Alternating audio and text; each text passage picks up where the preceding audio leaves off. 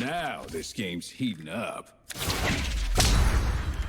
Hey, what's up? I got some more lore content for you guys. The third Targonian champion has been announced, so I'm going to dive in and give my initial reactions and first impressions to Diana, which, fun fact, is one of my favorite champions in League, so I'm personally excited to see how they conveyed her. Before I get into the reveal, if you're new, please consider hitting the subscribe button to stay up to date with my content.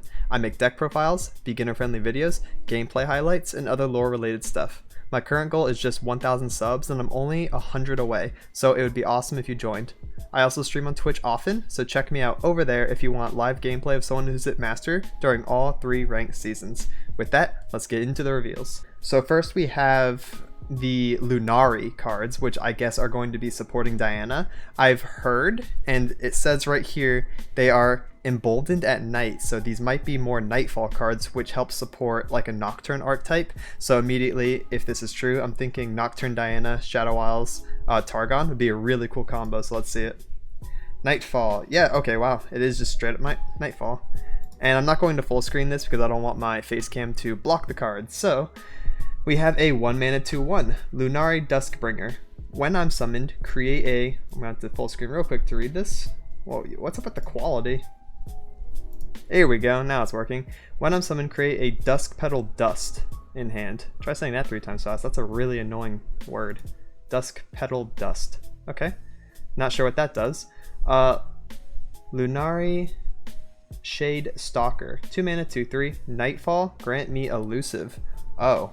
Okay, 2-mana 2/3 with elusive is really good. Now, a lot of people are going to jump on this and be like, oh, elusives, let's go Targon Ionia. But I'm actually seeing this as more of a defensive body to fight against elusives, okay? So if you go Targon, Shadow Isles, like I mentioned earlier, you have good removal for elusive cards. And now you also have a defensive elusive body.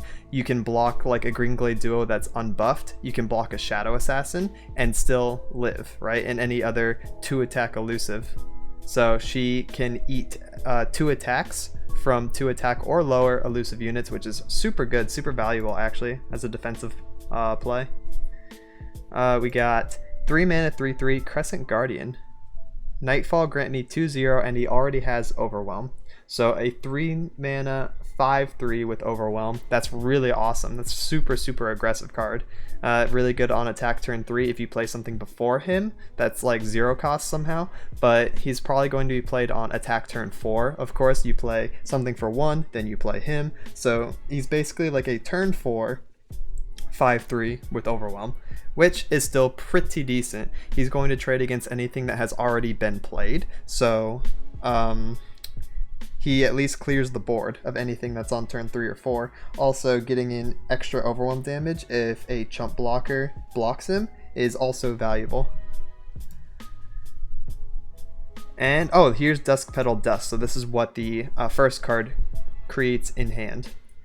The next unit with Nightfall you play this round costs 1 less. Oh, so this is a way to, I guess, cheapen or cheat the cost of cards even though they're being played second. I understand. This is really cool. So now you can play any Nightfall card the turn that their mana cost is, because they're going to cost 1 less due to this, which is super sick. This is awesome. I actually really love this card, and I like that there's a generator for it and that you don't have to hard run 3 of this. It's sort of like how Warning Shot works in Bilgewater, where just running Warning Shot is not the best. Usually you run 2. You don't want to run 3 because that bricks your hand too much, but running the generators are really, really good.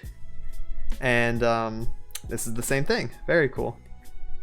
Now let's get into the Diana showcase so we can see Diana and all of her other supporting cards within the video, and then we'll look at the Twitter post after. We stan Diana over Leona here, by the way.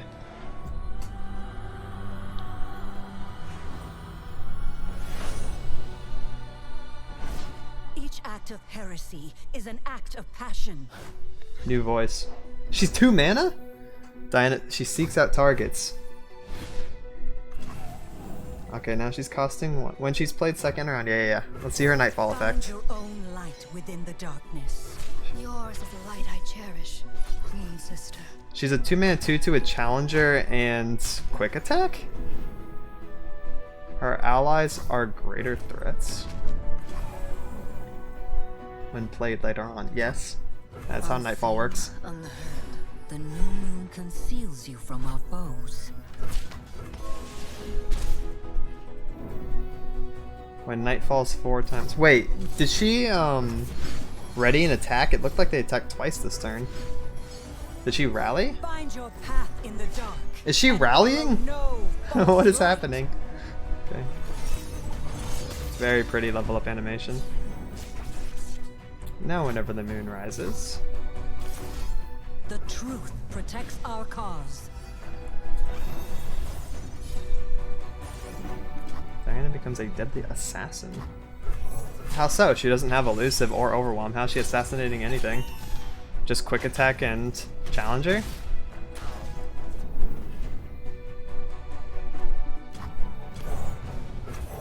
That's like calling Fiora an assassin as soon as she has quick attack.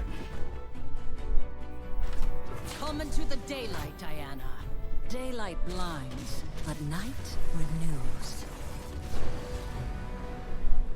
Okay. Interesting. So I have absolutely no idea what was happening, except for Nightfall stuff. So let's take a look at the card specifically. Diana, quick attack. Nightfall, give me challenger this round. Level up, you've activated Nightfall 4 times, so she can also level up in deck like Nocturne. 2 mana 2/2, quick attack, and if she's the second card you play, challenger. She's a little on the weak side. She is not innately powerful pre-level up, that's for sure. Which I guess she's not allowed to be because she's a 2 cost, but you can compare this to Lucian or Elise since they are 2 cost champions. They feel innately more powerful than she does, just looking at it.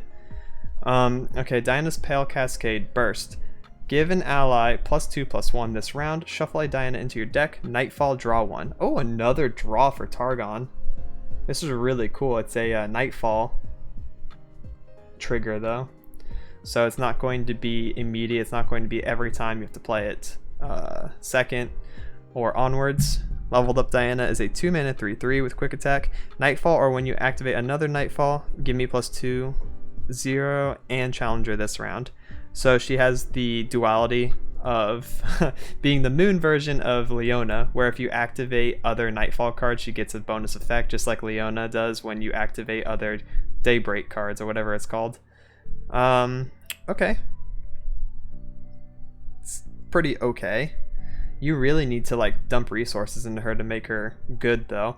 I think she's more of a supportive champion where you just put her in, she's powerful early, and you don't play around her, you know, you don't build around her. The other champion that you include her with is going to be your build around for your win condition, which if you're playing a true Nightfall deck is probably going to be Nocturne, which feels a little weak, but we'll have to see how it plays out and how decks are built. 3 mana burst spell Hush. Silence a unit this round, create a fleeting hush in hand. So you have the potential of silencing multiple things.